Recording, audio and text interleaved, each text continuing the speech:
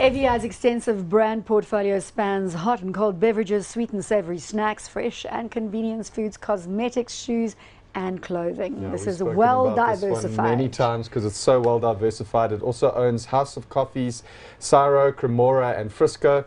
It has a market cap of What are we looking at here? 25 billion rand. 27.3 to be exact. PE of 20 and a dividend yield of 4%. So this one looking a lot cheaper than Pioneer.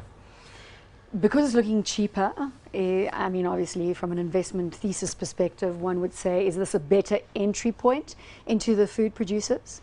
Yeah, I think so. It's not as cheap as it used to be. It used to be, what I mean, in the world that we're living now, you got a lot of money sloshing around and you're paying high prices. So on a 10-year yield and so forth, most of these companies are expensive. But I think in the environment we're playing, it's much more better value.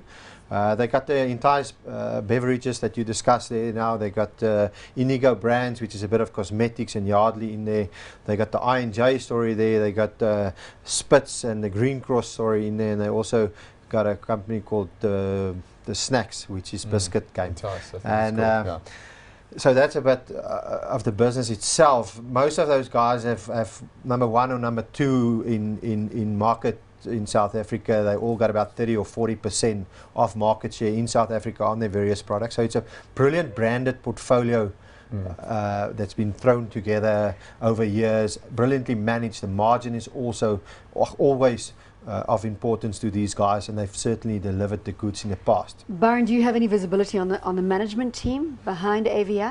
Well, I mean, they pioneered the sort of focus on brands, whereas, you know, and I say pioneer, excuse the pun, but Pioneer sort of following suit with Full Roux, where, you know, it's more on brand focus. So where you look at, you know, luxury goods and biscuit manufacture, you think, listen, you know, where are the synergies? Why do both? But it's a focus on brands, and that luxury goods entry that they made was fantastically timed, and it's really pushed this business to outperform the rest over, you know, Let's a 5-6 year period. put that share price graph back up for AVI.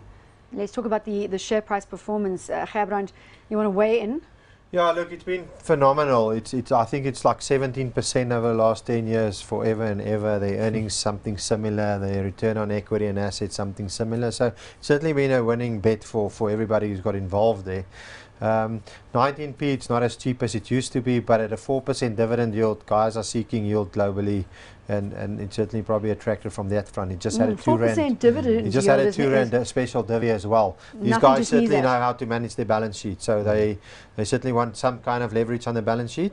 And if there's excess of cash, they're going to return it to shareholders. Byron, there was a period where you had to be patient with this. I think from about 2012 to 2014, it sat flat. Didn't do much. I mean, obviously, you're still getting paid a nice dividend. And then, as you see in the share price, it pops when signs of the consumer started strengthening, and you've been rewarded for that patience. So I'm hot on AVI. Hot or not? Yeah, I'll go hot, but long term, not short term at the moment. We'll allow you that little